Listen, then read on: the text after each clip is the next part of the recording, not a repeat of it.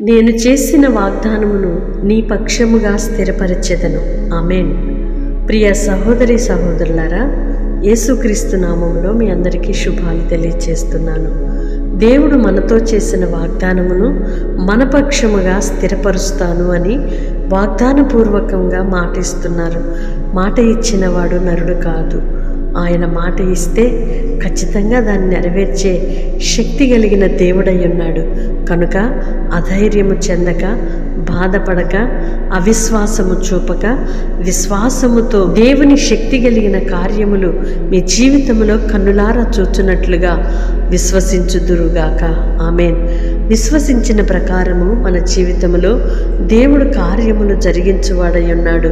కొన్నిసార్లు మనము విశ్వాసము నుండి తొట్టిల్లిన వారిగా, నిరీక్షణను కోల్పోయిన వారిగా కనబడుతున్నామేమో. ప్రియ సహోదరి సహోదరుడా, దేవుని మాట మీద నమ్మకం ఉంచు.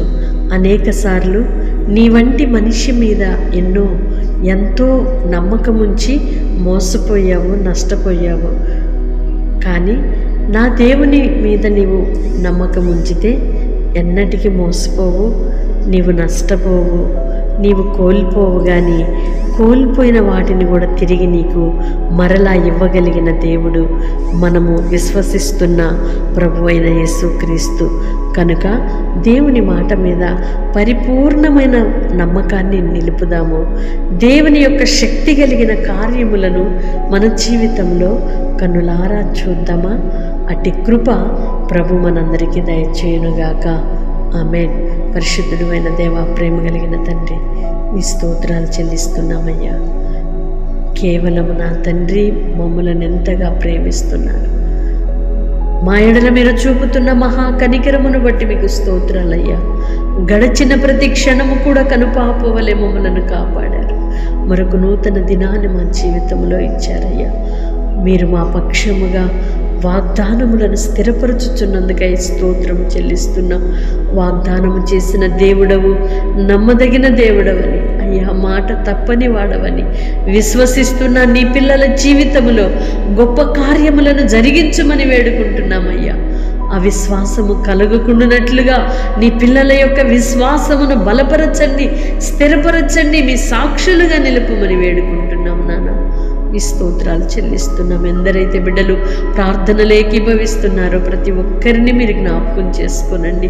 మీ కృపతో నింపండి. వారికి ఉన్న బలహీనతల నుండి విడిపించండి. వారికి ఉన్న పిరికితనమును, అధైర్యమును తొలగించండి. నా తండ్రి, మీకు స్తోత్రాలు చెల్లిస్తున్నాం. కుటుంబాలలో కలుగుతున్న అలజడులన్నీ, కలవరములన్నీ యేసు నామములో తొలగిపోవునుగాక. ప్రతి విధమైన అలజడి యేసు నామములో సమసిపోవునుగాక. మీ శక్తిని అయ్యా, మీ కార్యములను జరిగించమని వేడుకుంటున్నామయ్యా. బలహీనులైన వారిని మీరు బలపరచండి. మానసికంగా నాన్న, శారీరకంగా, ఆత్మీయంగా బలహీనులుగా ఉంటున్న నీ పిల్లలను చేయి విడవద్దయ్యా. ఇప్పుడే మీరు ధైర్యపరచుమని వేడుకుంటున్నాం నాన్న. మీ స్తోత్రాలు చెల్లిస్తున్నాం. వాగ్దాన నెరవేర్పు కొరకు మీ తట్టు చూస్తున్న నీ పిల్లల జీవితాలలో గొప్ప కార్యములను జరిగించి మీ ఘననామమునకు మాత్రమే మహిమకరముగా నిలుపుమని యేసయ్య నామములో ప్రార్థిస్తున్నాను తండ్రి. ఆమేన్. దేవుని కృప మీకు తోడయుండునుగాక. ఆమేన్. వాగ్దానాన్ని ఇతరులకు తప్పకుండా షేర్ చేయండి. రిసీవ్ చేసుకొని ప్రార్థనలు ఏకీభవించండి.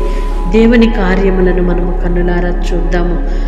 భయపడొద్దు, దిగులు పడొద్దు, అవిశ్వాసము చూపొద్దు. దేవుడు మనలను ఆయన ఎరిగి ఉన్నాడు. ఆయన మనలను బలపరచువాడై ఉన్నాడు. వాగ్దానమును మన పట్ల స్థిరపరచువాడై ఉన్నాడు. కనుక భయం ఎందుకు? దేవుని యందు విశ్వాసం ఉంచి ముందుకు కొనసాగుదుముగాక. ఆమేన్.